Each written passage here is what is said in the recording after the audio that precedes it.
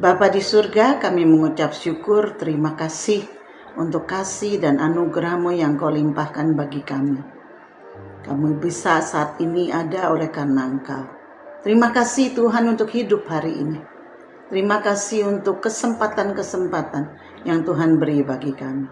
Dan Tuhan, sekarang kami mau mendengarkan firman-Mu. Buka hati kami untuk kami mengerti akan kebenaran firman-Mu. Tuhan, biar kiranya firman-Mu itulah yang menjawab seluruh pergumulan hidup kami dan yang menjadi jawaban dalam hidup kami. Di dalam nama Yesus, kami buka hati kami untuk Engkau. Amin. Shalom Bapak Ibu Saudara, kita berjumpa kembali hari ini di dalam renungan harian intim dengan Allah. Judul renungan hari ini adalah dikuasai oleh kesombongan, yang diambil dari Ester pasal 5 ayat 9 sampai 14. Pembacaan Alkitab 1 tahun diambil dari Mazmur pasal 18 dan 19 serta Kisah Para Rasul pasal 13 ayat 1 sampai 25. Saya harap Bapak Ibu bisa membacanya terlebih dahulu.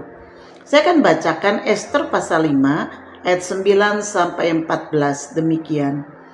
Pada hari itu keluarlah Haman dengan hati yang riang gembira.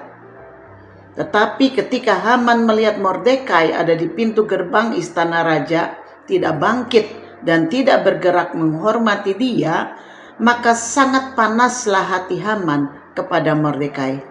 Tetapi Haman menahan hatinya. Lalu pulanglah ia ke rumahnya dan menyuruh datang sahabat-sahabatnya dan Zeres istrinya. Maka Haman menceritakan kepada mereka itu besarnya kekayaannya, banyaknya anaknya laki-laki, dan segala kebesaran yang diberikan raja kepadanya, serta kenaikan pangkatnya di atas para pembesar dan pegawai raja. Lagi kata Haman, tambahan pula tiada seorang pun diminta oleh Ester sang ratu untuk datang bersama-sama dengan raja ke perjamuan yang diadakannya kecuali aku. Dan untuk besok pun aku diundangnya bersama-sama dengan raja. Akan tetapi semuanya itu tidak berguna bagiku selama aku masih melihat si Mordekai, si Yahudi itu duduk di pintu gerbang istana raja. Lalu kata Zeres istrinya dan semua sahabatnya kepadanya, suruhlah orang membuat tiang yang tingginya 50 hasta, dan persembahkanlah besok pagi kepada raja, supaya Mordekai disulakan orang pada tiang itu. Kemudian dapatlah engkau dengan bersukacita pergi bersama-sama dengan raja ke perjamuan itu. Hal itu dipandang baik oleh Haman, lalu ia menyuruh membuat tiang itu. Bapak Ibu Saudara, Raja Salomo menuliskan di dalam kitab Amsal 16 ayat 18, kecongkakan mendahului kehancuran dan tinggi hati mendahului kejatuhan. Kesombongan adalah sifat menghargai diri sendiri secara berlebihan. Menurut Kamus Besar Bahasa Indonesia, kata lain dari sombong adalah angkuh, pongah, arogan, sok, besar mulut atau besar cakap. Orang yang sombong seringkali meninggikan diri sendiri dan memandang rendah orang lain. Ada ungkapan yang mengatakan, kalau mau menguji karakter seseorang, berikan dia kekuasaan. Haman diberikan kekuasaan yang besar oleh Raja Ahasiweros. Kekuasaan tersebut telah membutakan mata Haman dan membuatnya sombong. Ester pasal 5 mengisahkan Haman seusai dari perjamuan yang diadakan oleh permaisuri Ester bagi raja dan Haman. Dia merasa diri istimewa. Ia menganggap dirinya orang penting sebab hanya ia sendiri yang diundang oleh permaisuri selain raja. Hatinya begitu penuh dengan sukacita. Namun hati yang penuh dengan kesenangan tersebut menjadi hilang ketika ia melihat Mordekai yang tidak bangkit untuk menghormatinya. Hati yang awalnya riang gembira seketika dipenuhi dengan amarah dan panas hati.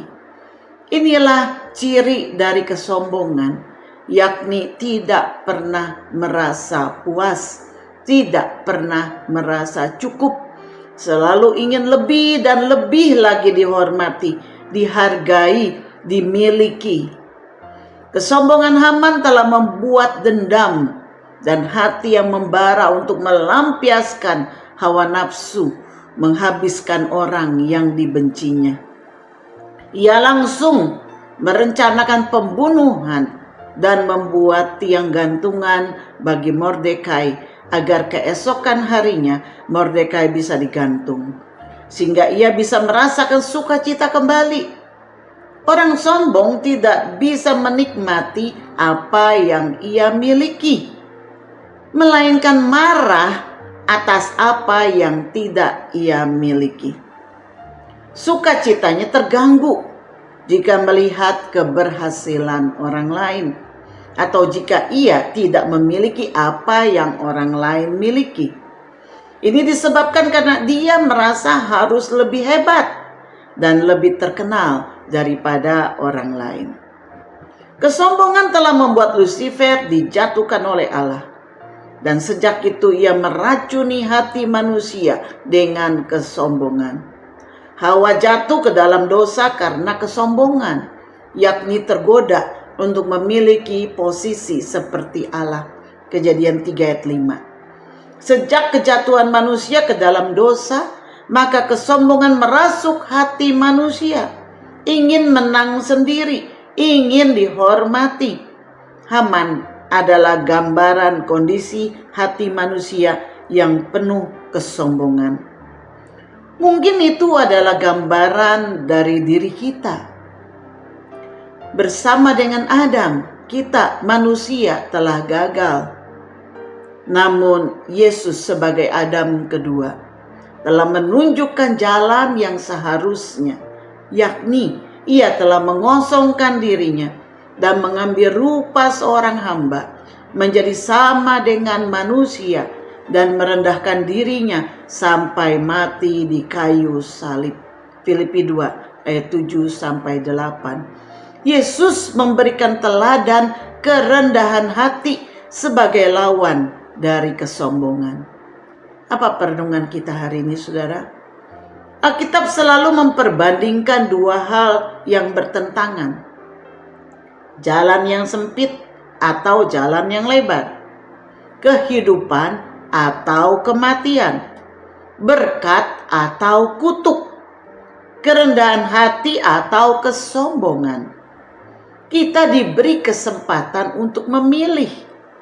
Saat ini, ketika kita melihat keadaan diri kita, adakah kita seperti Haman atau kita seperti Yesus? Jika kita jujur, kita sadar bahwa kita seringkali dikuasai oleh kesombongan daripada kerendahan hati.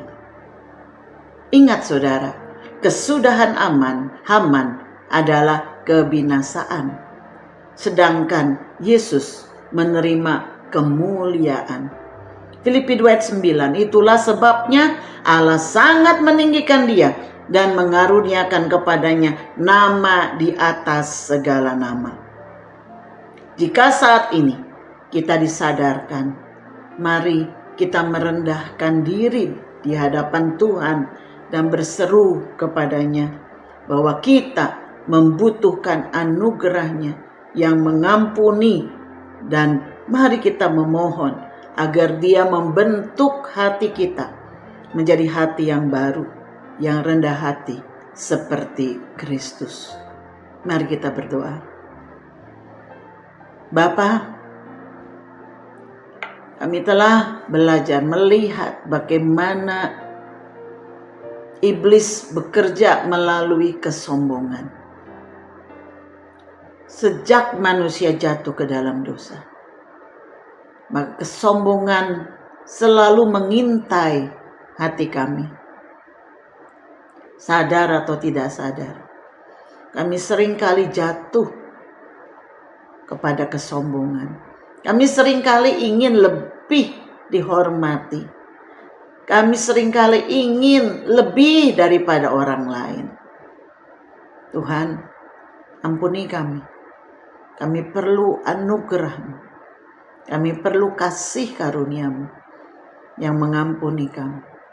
Dan Tuhan, tolonglah agar kami bisa belajar kerendahan hati seperti Yesus. Biarlah karakter ilahi itulah yang membentuk hidup kami, sehingga kami boleh menjadi seperti Kristus di dalam kerendahan hati. Firman-Mu berkata, belajarlah kepadaku, karena aku rendah hati dan lemah lembut. Biarlah firman-Mu membentuk kami. Kami mau belajar untuk terus diperbaharui. Terima kasih Tuhan. Terima kasih untuk firman-Mu hari ini. Biarlah firman-Mu menjadi terang bagi jalan kami di sepanjang kehidupan kami. Di dalam nama Yesus kami berdoa. Amin. Kiranya Tuhan memberkati kita semua. Shalom.